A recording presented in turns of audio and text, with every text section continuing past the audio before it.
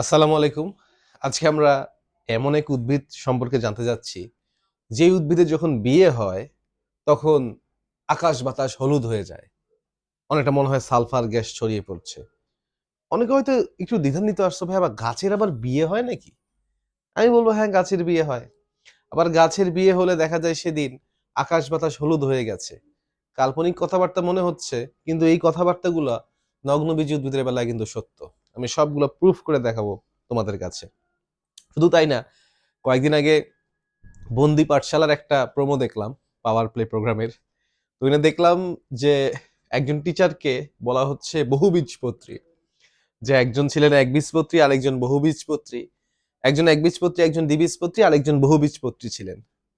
তো বহুবীজপত্রী উদ্ভিদ কিন্তু আছে পৃথিবীতে, কিছু উদ্ভিদ আছে, এবং তারাও কিন্তু নগ্নবীজির আওতার মধ্যেই পড়বে। এগুলো আমরা আস্তে আস্তে আজকে জানতে পারবো।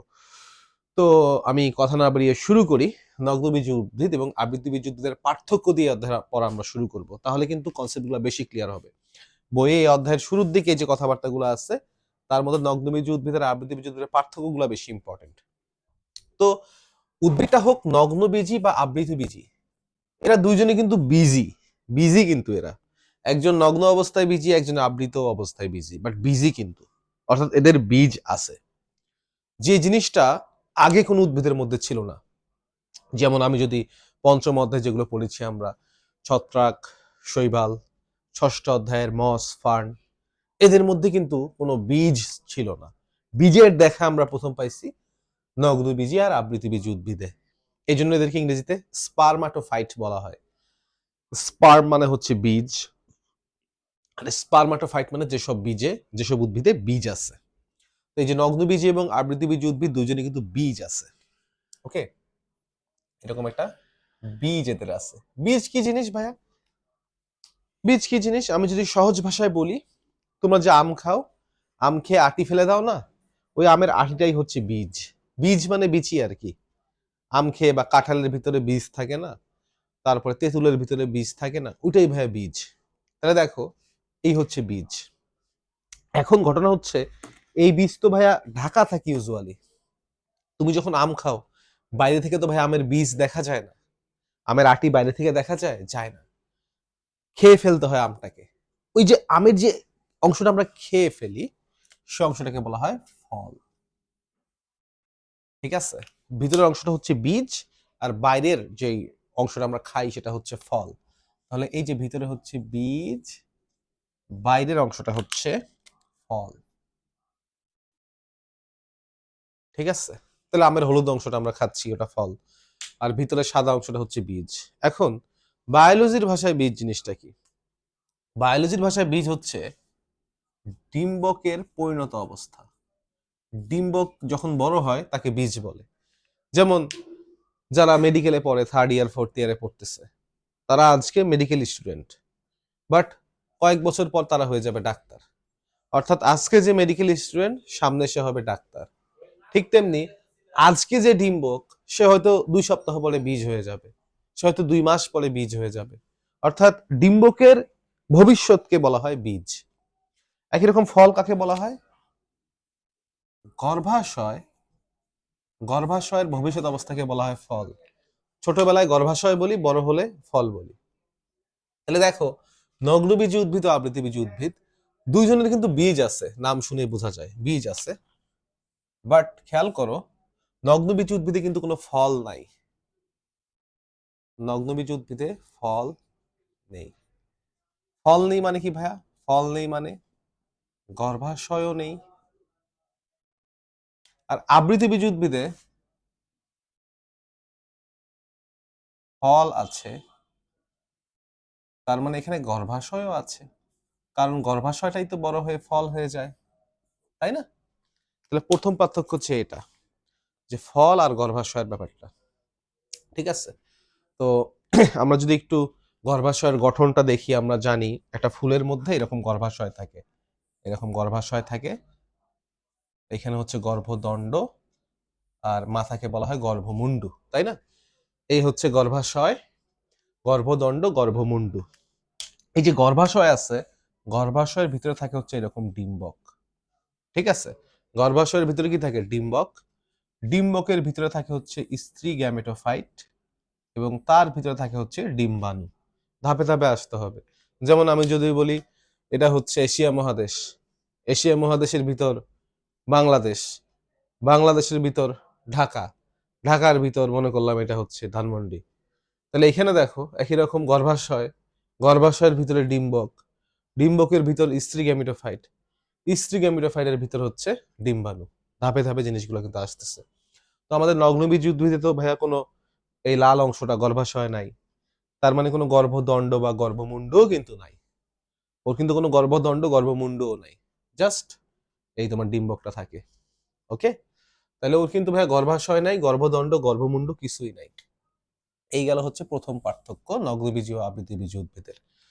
তো এই যে নগ্নবীজী উদ্ভিদ, তার যেহেতু ফল নাই, তার বীজটা নগ্ন অবস্থায় আকাশে ঝুলে থাকে, গাছের মধ্যে ঝুলে থাকে, দেখতে পারো। হ্যাঁ, চট্টগ্রামে এগুলা প্রাকৃতিক ভাবে হয়, সাইকাস গাছ যেটা আছে নগ্নবীজী উদ্ভিদ, প্রাকৃতিক ভাবে হয়। আচ্ছা, এখন আমি যদি আবৃতবীজী উদ্ভিদে আসি ভাইয়া, আবৃতবীজী উদ্ভিদে ভাইয়া ফল আছে এবং ফুলও আছে। এবং আমরা জানি ফুলে 4টা স্তবক থাকে, দল, বৃতি, স্ত্রী স্তবক, পুং স্তবক, এগুলো ফুলে থাকে। নগ্নবীজী উদ্ভিদে কিন্তু ভাইয়া কোনো ফুল হয় না। সোজা কথা বলে দিলাম, নগ্নবীজী উদ্ভিদে কোনো ফুল হয় না, ফুল হয় শুধুমাত্র আবৃতবীজী উদ্ভিদে। তো এই যে ফুল আছে, ফুলের একটা স্তবক হচ্ছে স্ত্রী স্তবক, আর একটা হচ্ছে পুং স্তবক। আমরা জানি ওদের খুব সুন্দর সাজানো গোছানো স্ত্রী স্তবক থাকে এবং পাশাপাশি সুন্দর পুং স্তবকও থাকে। কিন্তু নগ্নবীজী উদ্ভিদের কিন্তু ভাই এত সুন্দর সাজানো গোছানো স্ত্রী স্তবক আর পুং স্তবক নাই। অর্থাৎ এর গরিব ভার্সনটা আছে। মনে করো মানুষ চাইলে ভাইয়া ফ্ল্যাট বাড়িতেও থাকতে পারে, আবার বস্তি বাড়িতেও থাকতে পারে, জাস্ট বোঝানোর জন্য বলছি। একই রকম দেখো ভাইয়া, এই যে স্ত্রী স্তবক আছে এটা হচ্ছে বড়লোক ভার্সন বা ধনী ভার্সন, আর এর একটা গরিব ভার্সন আছে, সেই গরিব ভার্সনকে বলা হয় আর্কিগোনিয়াম। কি বলে ভাইয়া? আর্কিগোনিয়াম বলে, আর্কিগোনিয়াম। একই রকম এই যে পুংস্তবক লিখেছি, পুংস্তবক খুব উন্নত একটা জিনিস, এর একটা গরিব ভার্সন আছে, সেই গরিব ভার্সনকে বলা হয় অ্যান্থেরিডিয়াম, অ্যান্থেরিডিয়াম থাকে। তাহলে ওদের কিন্তু ওই স্ত্রী স্তবক পুং স্তবক এত দামি জিনিস নাই, ওদের তার চেয়ে কম দামি জিনিস আছে। বই কিন্তু লেখা আছে আর্কিগোনিয়াম, অ্যান্থেরিডিয়াম, এগুলো হচ্ছে ভাইয়া পুং স্তবক, স্ত্রী স্তবক এইসবের গরিব ভার্সন। ঠিক আছে, ওগুলো থাকা কোনো গর্বের ব্যাপার না। একটা নগ্নবীজ উদ্ভিদ এসে বললো, এই জানিস আমার আর্কিগোনিয়াম আছে, আমি বলবো আরে বেটা তুই তো গরিব, তোর আর্কিগোনিয়াম আছে মানে কি, তোর স্ত্রী স্তবক নাই, গরিব লক্ষণ। এটা নিয়ে অহংকার করার কিছু নাই। কিন্তু যেসব উদ্ভিদের দেখবা ফার্নের মধ্যে আর্কিগোনিয়াম, অ্যান্থেরিডিয়াম আছে, এটা নিয়ে গর্ব করার কিছু নাই, এটা গরিব বৈশিষ্ট্য একটা। ঠিক আছে, আচ্ছা, এরপর যে পয়েন্টটা আসতেছে সেটা হচ্ছে যে আবৃতবীজী উদ্ভিদে দ্বিনিষেক হয়, দ্বিনিষেক হয়, বাট নগ্নবীজী উদ্ভিদে দ্বিনিষেক হয় না। ব্যতিক্রমও আছে একটা, ব্যতিক্রম হচ্ছে এফেড্রা। এফেড্রা থেকে শ্বাসকষ্টের ওষুধ বানানো হয় এফেড্রিন। এখন সেটা কথা না, কথা হচ্ছে দ্বিনিষেক জিনিসটা আবার কি ভাইয়া। তোমরা যারা পড়ে আসছো অলরেডি 9-10 জানো যে আমরা একটু আগে বললাম গর্ভাশয়, গর্ভাশয়ের ভিতরে এই হচ্ছে ডিম্বক, ডিম্বকের ভিতরে স্ত্রী গ্যামিটোফাইট, স্ত্রী গ্যামিটোফাইটে ভাইয়া 8টা নিউক্লিয়াস থাকে, 8টা নিউক্লিয়াস থাকে।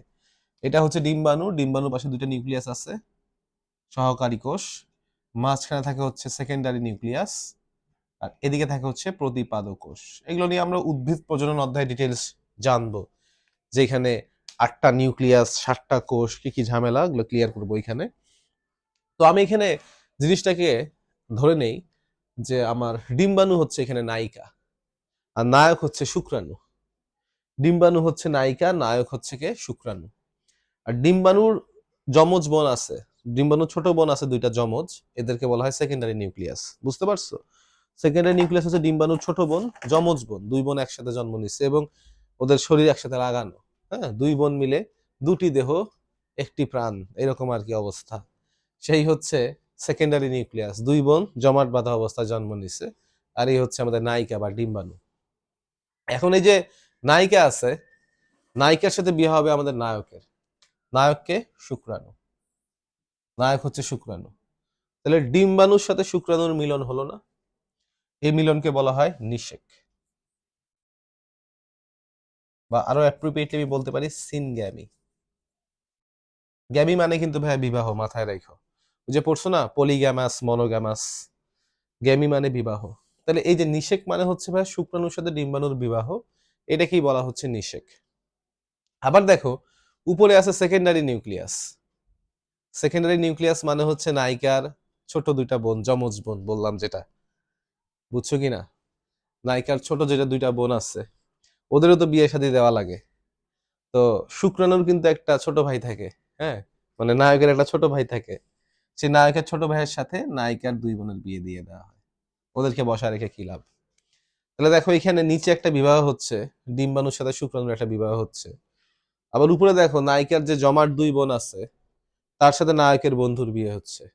এমন এক বিয়ে, যে বিয়েতে পাত্র একটা কিন্তু পাত্রী দুইটা, পাত্র একটা কিন্তু পাত্রী দুইটা, তার মানে ওইখানে আসলে মিলন হচ্ছে কয়জনের?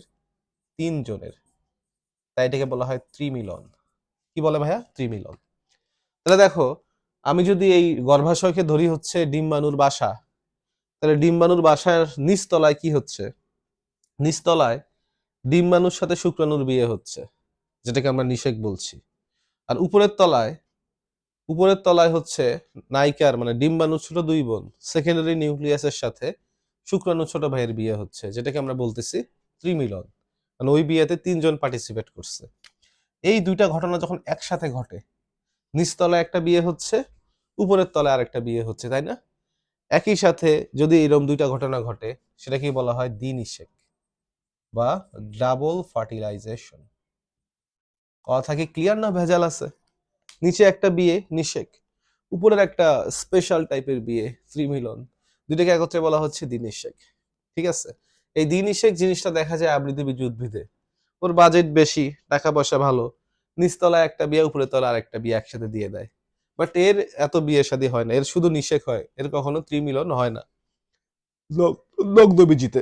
কিন্তু ব্যতিক্রম হচ্ছে এফেডরা, এফেডরাতে আবার দেখা যায় দিনে শেখা হচ্ছে। ঠিক আছে, এখন এই নিষেকের ফলাফল আসলে কি, এটা একটু অনেকের কনফিউশন আছে। যে এই যে নিষেক হইলো, নিষেক থেকে ভাইয়া কি হবে আসলে? ডিম্বাণুটা নিষেক হয় ডিম্বাণুর, ডিম্বাণুর ভিতরে শুক্রাণু ঢুকলে বলা হয় যে ডিম্বাণুটা নিষিক্ত হয়েছে। ডিম্বাণু নিষিক্ত হলে এখান থেকে তৈরি হয় জাইগোট। কি তৈরি হয় ভাইয়া? জাইগোট। শুক্রাণু আর ডিম্বাণু মিলে কি তৈরি হয়? জাইগোট তৈরি হয়। জাইগোট যে আছে, জাইগোট বিভাজিত হয়ে তৈরি করে ভ্রূণ। অর্থাৎ জাইগোট বিভাজিত হয়ে যখন কয়েকশো কোষ তৈরি হয় মোটামুটি, এটাকে ভ্রূণ বলা হয়। ঠিক আছে? আর এই ভ্রূণটা বৃদ্ধি পাইতে পাইতে নতুন একটা উদ্ভিদ তৈরি করে। আমাদের কিন্তু বুঝতে হবে যে কোনটার ভবিষ্যৎ কি। এখানে একটা নতুন উদ্ভিদ তৈরি হবে। অনেকে ভাবে যে ডিম্বাণু থেকে ফল তৈরি হয়, না ভাইয়া, ফল তৈরি হয় গর্ভাশয় থেকে। গর্ভাশয়টা এই যে লাল অংশটা, এই অংশটা ভাইয়া ফল। হ্যাঁ, তো আহ, ফল কিন্তু গাছের বাচ্চা না, গাছের বাচ্চা গাছ, গাছের বাচ্চা কে ভাইয়া? গাছ। গাছের একটা প্রজনন অঙ্গ আছে, সেটা হচ্ছে ফুল। সেই ফুলটা আস্তে আস্তে ফলে পরিণত হয়। সব ক্লিয়ার করে দিবা, আস্তে আস্তে বুঝতে পারবা, বেশি প্যাচ দিচ্ছে যাচ্ছি না আজকে। তাই দেখো ডিম্বাণুটা জাইগোট হবে, জাইগোট থেকে ভ্রূণ তৈরি হবে, ভ্রূণ থেকে নতুন একটা গাছ হবে। আর এই যে ভাইয়া সেকেন্ডারি নিউক্লিয়াস ছিল, সেকেন্ডারি নিউক্লিয়াস যখন তোমার যুক্ত হলো কার সাথে? শুক্রাণুর সাথে, তখন এখান থেকে তৈরি হয় শস্য, যেটাকে বলা হয় এন্ডোস্পার্ম ইংরেজিতে বলে। এবং এই শস্য হয় ট্রিপ্লয়েড। দ্বিবীজপত্রী উদ্ভিদে এই শস্য হয় ট্রিপ্লয়েড। তো এই শস্য কিন্তু ভাইয়া এই শস্যের সাথে তুলনা করলে হবে না। একটা হচ্ছে এইটা এন্ডোস্পার্ম, আর একটা হচ্ছে এইটা, এটা মানে ভাইয়া ক্রপস। দুটো কিন্তু আলাদা জিনিস। এই শস্য একটা বায়োলজির টার্ম, আর এই শস্য হচ্ছে, এটা কৃষি শিক্ষায় পড়ছো যে খাদ্য শস্য, রবি শস্য, খরিফ শস্য, ধান শস্য, বলো না? এটা হচ্ছে শস্য, এটার সাথে বায়োলজির কোনো সম্পর্ক নাই। বায়োলজিতে হচ্ছে এই শস্য, যেটাকে ইংরেজিতে বলা হয় এন্ডোস্পার্ম। এখন এন্ডোস্পার্ম আসলে ভাইয়া করেটা কি? দেখো এই জাইগোটটা আস্তে আস্তে বৃদ্ধি পেয়ে ভাই উদ্ভিদ তৈরি করবে না? তো উদ্ভিদ তৈরি হওয়ার আগ পর্যন্ত এই যে ভ্রূণ যখন বৃদ্ধি পাবে, এই ভ্রূণের তো ভাইয়া তখন কোনো মূল নাই। আমরা জানি উদ্ভিদ মূলের মাধ্যমে মাটি থেকে পুষ্টি শোষণ করে, বাট একটা ভ্রূণ, নতুন একটা ভ্রূণ তৈরি হয়েছে, আস্তে আস্তে বৃদ্ধি পাবে, মানে বর্ধনশীল ভ্রূণ যেটা, সেই ভ্রূণতে ভাইয়া তো কোনো মূল নাই, সে তো চাইলেও মাটি থেকে পুষ্টি শোষণ করতে পারছে না। তখন তাকে পুষ্টি সরবরাহ করে হচ্ছে এই শস্য। এই শস্য কি করে? শস্য ভ্রূণকে পুষ্টি সরবরাহ করে। শস্যের কাজ হচ্ছে ভ্রূণকে পুষ্টি সরবরাহ করা। ভ্রূণ যখন বৃদ্ধি পায় তাকে পুষ্টি সরবরাহ করে হচ্ছে শস্য। ঠিক আছে? আচ্ছা, তাহলে দেখো আমাদের এখানে দ্বিনিষেক হয় না, এখানে দ্বিনিষেক হয়। দ্বিনিষেকের মাধ্যমে ট্রিপ্লয়েড শস্য তৈরি হয়, তাই না? কারণ ওইখানে 3টা নিউক্লিয়াস একত্রিত হয়েছে, তাই বলা হচ্ছে ট্রিপ্লয়েড। ওকে, ঘটনা হচ্ছে যেহেতু ওইখানে দ্বিনিষেক হয়, তাই শস্য হিসেবে কাজ করে কোনটা ভাইয়া? এন্ডোস্পার্ম, মানে পুষ্টি সরবরাহ করে কে? শস্য বা এন্ডোস্পার্ম। এবং যেটা হয় ট্রিপ্লয়েড, যেটা কেমন হয় ভাইয়া? ট্রিপ্লয়েড হয়। আমি যদি নগ্নবীজি উদ্ভিদে আসি, নগ্নবীজি উদ্ভিদে ভাইয়া কোনো এন্ডোস্পার্ম নেই, এন্ডোস্পার্ম নেই। তাহলে প্রশ্ন হতে পারে ভাইয়া, নগ্নবীজি উদ্ভিদের পুষ্টি কি আকাশ থেকে নাজিল হয়? কোথা থেকে আসে এটা? নগ্নবীজি উদ্ভিদের কি ও গরিব জন্য বীজকে নগ্ন অবস্থা রাখে জন্য ওকে পুষ্টি দিতে হবে না? ওর ভ্রূণকে হবে তো দিতে। তাহলে এটা কোন জায়গা থেকে আসে? ওর ভ্রূণ, ওর পুষ্টি আসে হচ্ছে, আমরা সামনে আরো ক্লিয়ার হবে ব্যাপারটা। ওদের ভাইয়া যে শুক্রাণু আছে বলা হয় মাইক্রোস্পোরোফিল, আর ডিম্বাণু আছে তাকে বলা হয় মেগা স্পোরোফিল। সকল ওদের বেলা ভাইয়া সকল ডিম্বাণু থেকে গাছ তৈরি হয় না। কিছু কিছু ডিম্বাণুর কাজ হচ্ছে ভ্রূণকে পুষ্টি সরবরাহ করা। মানে ওদের যেই ডিম্বাণুগুলো আছে, দেখবা ওদের যে ডিম্বাণুগুলো আছে, এই ডিম্বাণুর মধ্যে মনে করো একজন কি হইলো? ভ্রূণে পরিণত হইলো। হ্যাঁ, আর বাকি সবাই মিলে তাকে পুষ্টি সরবরাহ করবে। তো ওদের ডিম্বাণুকে বলা হয় মেগা স্পোরোফিল, মেগা স্পোরোফিল। এবং মনে করো ওদের 5টা মেগা স্পোরোফিল ছিল, তার মধ্যে একজন কি হবে? একজন মনে করো ভ্রূণ তৈরি করবে, অর্থাৎ সেই ভ্রূণ থেকে আবার আস্তে আস্তে নতুন একটা নগ্নবীজ উদ্ভিদ তৈরি হবে। আর বাকি 4টা মেগা স্পোরোফিল দেখা যাবে ওই ভ্রূণকে পুষ্টি দেওয়ার কাজটা করতেছে। তাই ওদের বেলায় ভ্রূণকে পুষ্টি দেয় মেগা স্পোরোফিল, মেগা স্পোরোফিল। এবং এটা কিন্তু হয় কেমন? হ্যাপ্লয়েড। এটা কেমন হয়? হ্যাপ্লয়েড হয়। তাহলে আমাদের আবৃতবীজী উদ্ভিদের ভ্রূণকে যে পুষ্টি সরবরাহ করে বায়োলজিতে, তার নাম হচ্ছে এন্ডোস্পার্ম, এবং সে ট্রিপ্লয়েড হয়। আর নগ্নবীজী উদ্ভিদের ভ্রূণকে যে পুষ্টি সরবরাহ করে বায়োলজিতে, সে হচ্ছে মেগা স্পোরোফিল, এবং সে হয় হ্যাপ্লয়েড। সে কেমন হয়? হ্যাপ্লয়েড হয়। ওকে, এবার একটা মজার কথা বলে শুরু করছিলাম যে বিয়া দিব নগ্নবীজী উদ্ভিদের, তো বলতেছে ভাই বিয়েটা দিলেন না, দেরি হয়ে গেল, কত অলরেডি 12-13 মিনিট পড়ায় ফেলছেন, বিয়ে দিলেন না এখনো। ও 18 মিনিট পড়ায় ফেলছি, আসো এখন বিয়েটা দিয়ে দিই আমরা। ঠিক আছে, তো বিয়ে, উদ্ভিদের বিয়ে বলতে আমি বুঝি হচ্ছে ভাইয়া পরাগায়ন। নিষেকের আগে ভাইয়া পরাগায়ন হয়। পরাগায়ন মানে কি? মনে করো এখানে একটা পুরুষ উদ্ভিদ ছিল, ছেলেদেরকে নীল জামা বলে তো ছেলেরা, নীল কালি দিয়ে দেখায়। এখানে একটা পুরুষ উদ্ভিদ ছিল, ঠিক আছে, পুরুষ পুরুষ ফুল আর কি, হ্যাঁ, পরাগধানী এরকম। আর প্রথমে কি করতে হবে ভাই? এটা তো নিষেক, মানে মিলন হচ্ছে ওদের মধ্যে, যেটাকে আমরা ইন্টারকোর্স বলতে পারি বা ফার্টিলাইজেশন বলতে পারি। এটা তো হচ্ছে, এটার মাধ্যমে মানে বাচ্চা তৈরি হবে বা গাছ তৈরি হবে। ওটাকে তো বিয়ে দিতে হবে। বিয়ে মানে কি? বিয়ে মানে হচ্ছে এইখানে যে ভাইয়া পরাগরেণুটা আছে, পরাগরেণু মানে শুক্রাণু আর কি, ছেলে, সেই পরাগরেণুটা এখান থেকে উড়ে এসে এই জায়গায় এসে পড়বে, তাই না? মানে ছেলের বাসা থেকে মেয়ের বাসায় যাবে, এটাকে বলা হয় কি ভাইয়া? পরাগায়ন। অর্থাৎ পরাগরেণু ডিম্বাণুর কাছে যাবে, এটাকে বলা হয় পরাগায়ন। এটাকে বলা হয় কি ভাইয়া? পরাগায়ন। যে পরাগরেণু পুংস্তবক থেকে স্ত্রী স্তবকে যাবে। পরাগরেণু মানে শুক্রাণু, শুক্রাণুর জন্ম হয় ভাইয়া পুংস্তবকে, বাট ও বিয়ে করার জন্য যাবে কোথায়? স্ত্রী স্তবকে। এই যে গমন করতেছে, ও যাচ্ছে, যাচ্ছে যে, এই যাওয়ার ঘটনাটাকেই বলা হয় পরাগায়ন। হ্যাঁ, যে পরাগরেণু তার নিজের বাড়ি থেকে, মানে পুংস্তবক থেকে বউয়ের বাড়িতে চলে যাবে বিয়ে করার জন্য, এটাই তো পরাগায়ন বা বিয়ে। ঠিক আছে, এখন এই যে নগ্নবীজী উদ্ভিদ আছে, এদের পরাগায়নে দেখো, এদের পরাগায়ন হয় সরাসরি, আবৃতবীজ উদ্ভিদের পরাগায়ন হয় কোথায়? পরাগায়ন হয় গর্ভমুণ্ডে। কারণ দেখো, আবৃতবীজ উদ্ভিদের বেলা ভাইয়া স্ত্রী স্তবকে গর্ভাশয় আছে, গর্ভদণ্ড আছে, গর্ভমুণ্ড আছে, তাই সরাসরি পতিত হবে না। কি হবে? প্রথমে এই শুক্রাণুটা যাবে হচ্ছে গর্ভমুণ্ডে, সেইখান থেকে ধাপে ধাপে ধাপে এসে ডিম্বাণুর সাথে মিলিত হবে ডাইরেক্ট। মানে আমরা বলতে পারি অনেকটা হচ্ছে অ্যারেঞ্জ ম্যারেজের মতো। বিয়েটা ডাইরেক্ট ওকে করে নাই কিন্তু, বুঝতে পারছো? ডাইরেক্ট কিন্তু বিয়ে হয় নাই, মাধ্যমে বিয়ে হয়েছে আর কি। হ্যাঁ, ফ্যামিলির মাধ্যমে, ফ্যামিলিয়ালি অ্যারেঞ্জ করা হয়েছে। যে প্রথমে পরাগায়নের কাছে আসছে, তারপর আস্তে আস্তে গর্ভদণ্ড, গর্ভাশয় হয়ে হয়ে নায়িকার কাছে গেছে। ডাইরেক্ট নায়িকার কাছে অ্যাপ্রোচ করে নাই। আমরা এটাকে বলতে পারি হচ্ছে অ্যারেঞ্জ ম্যারেজ। অ্যারেঞ্জ ম্যারেজ হয় কার ক্ষেত্রে? আবৃতবীজ উদ্ভিদের ক্ষেত্রে। পরাগায়নটা হয় গর্ভমুণ্ডে। কিন্তু তুমি যদি নগ্নবীজ উদ্ভিদে আসো ভাইয়া, নগ্নবীজ উদ্ভিদে তো কোনো গর্ভাশয়, গর্ভদণ্ড, গর্ভমুণ্ড নাই। তাহলে এখানে কি হবে?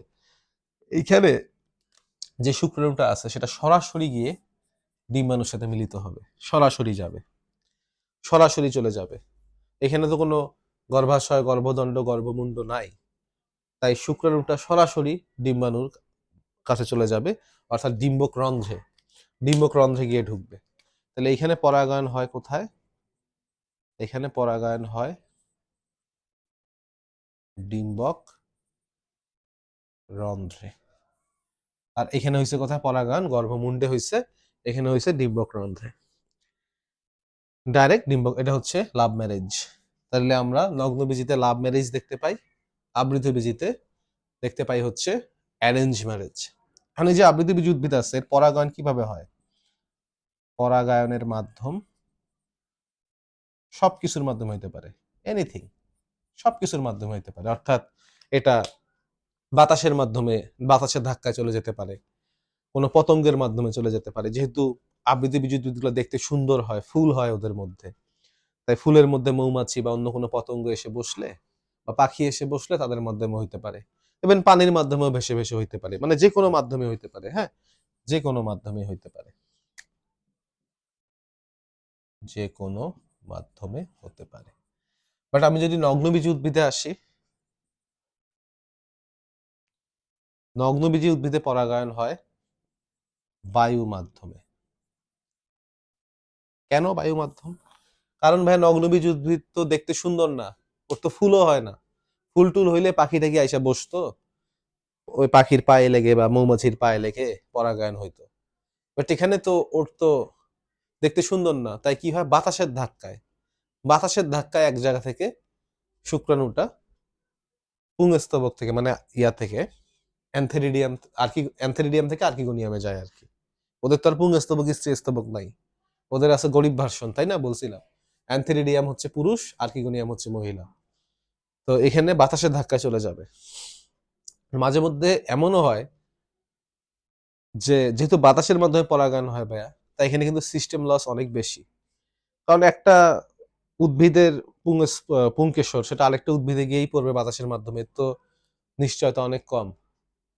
অর্থাৎ মনে করো আমি একটা পুরুষ ফুল, একটা পুরুষ ফুলের মধ্যে মনে করো 1000 শুক্রাণু তৈরি হয়েছে, বাতাসের ধাক্কায় 1000 পড়ে গেল, পড়ে গিয়ে সেটা যে স্ত্রী ফুলের মধ্যে গিয়েই পড়বে তার সম্ভাবনা কত? 5% হয়তো সম্ভাবনা আছে, কারণ অনেক দিকেই ছড়া ছিটা যাইতে পারে। সেই জন্য কি করে, যেহেতু বায়ু পরাগী এবং বায়ুর মাধ্যমে পরাগায়ন হলে সেখানে সাকসেস রেট অনেক কম।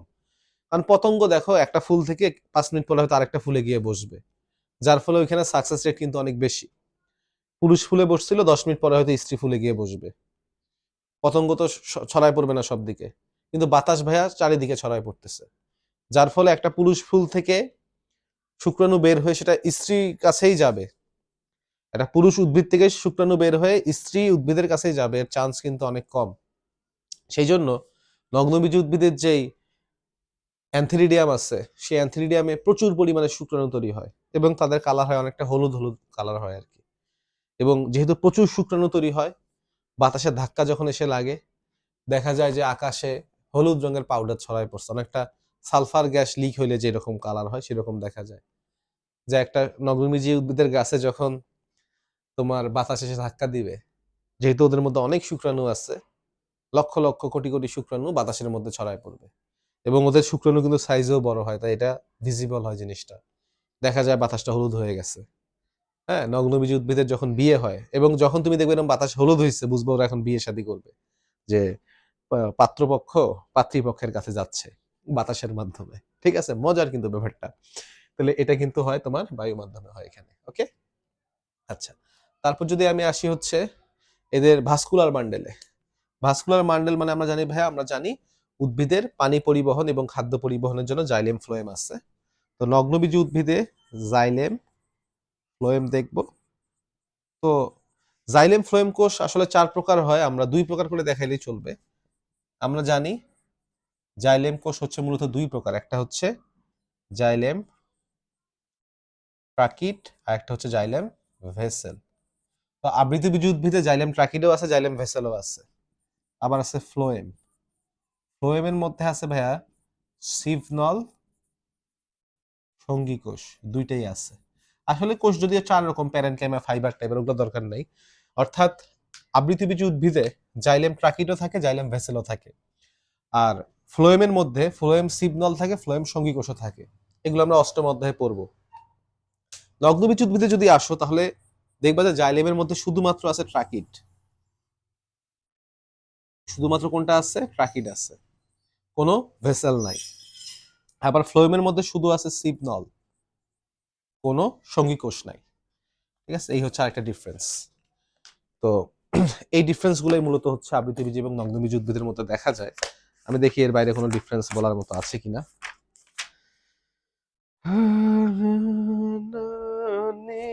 আমার মন মানে না অগো সজনী, আমার মন মানে না। এর একটা ব্যতিক্রম আছে, ব্যতিক্রমটা লিখে দেই। ব্যতিক্রম হচ্ছে নিটাম উদ্ভিদ।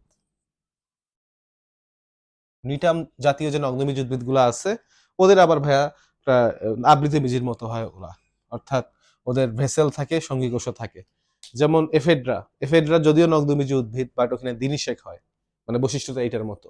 একই রকম নিটাম, নিটাম যদিও নগ্নবীজী উদ্ভিদ, বাট ওর জাইলেমে ট্রাকিড ভেসেল দুইটাই থাকে, আবৃতবীজী উদ্ভিদের মতোই বৈশিষ্ট্য হয় আর কি।